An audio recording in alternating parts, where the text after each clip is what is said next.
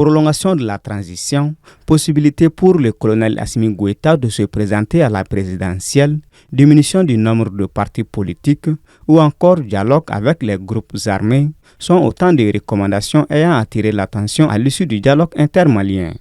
Au total, quelques 300 recommandations. Alors, les objectifs ont-ils été atteints ou existe-t-il encore des plaies dans le bateau malien? En réalité, le dialogue, si on regarde, ce sont les mêmes conclusions que les ANR, que d'autres assises, à peu près, à quelques différences près.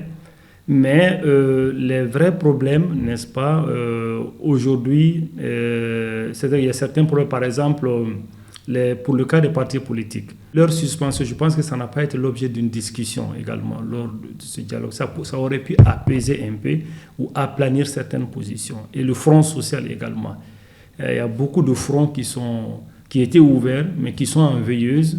Sans doute une sorte une façon d'accorder de la grâce. Mais ces fronts, on n'en a pas réellement touché. Et puis le problème énergétique aussi. C'est vrai, il y a eu des pistes de solutions, mais ce problème énergétique n'a pas été discuté à fond pour faire des propositions concrètes afin que les Maliens puissent s'attendre à un apaisement dans les jours à venir. Quand on dit, par exemple, disons, il faut un cadre dogmatique de discussion avec les mouvements, disons, qui se revendiquent de certaines obédiences, ça veut dire qu'on n'est pas allé au-delà. Mais en tout état de cause, il y a deux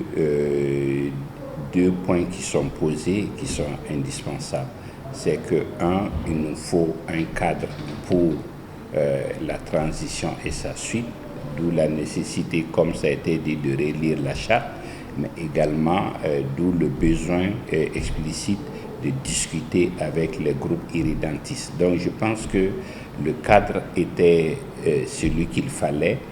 Il y a eu des insuffisances, il y a eu des digressions, on peut dire, mais c'était déjà bien qu'on se parle. Si des insuffisances sont enregistrées au niveau des recommandations, en est-il aussi dans le processus, dans la mesure où l'objectif principal reposait sur l'inclusivité?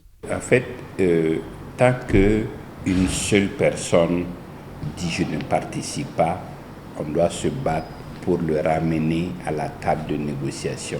Personne n'est de trop dès lors qu'il s'agit de discuter, de débattre des questions de la nation. Pour moi, nous ne pouvons pas, mais il y a des gens qui auraient pu faire la pression sur les groupes armés pour les amener à la table de négociation.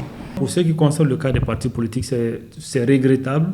Ils auraient pu participer parce que il est difficile, c'est ce que les Maliens doivent comprendre, que dans un système démocratique, il est difficile d'écarter complètement les partis politiques parce que c'est une valeur absolue. Je comprends toute la frustration des populations quant à toutes ces années de gestion calamiteuse, etc. Mais tant qu'on opte pour un régime démocratique, les partis politiques deviennent une constante. Maintenant, ils peuvent peut-être remettre en cause dans le futur les conclusions de ce dialogue-là.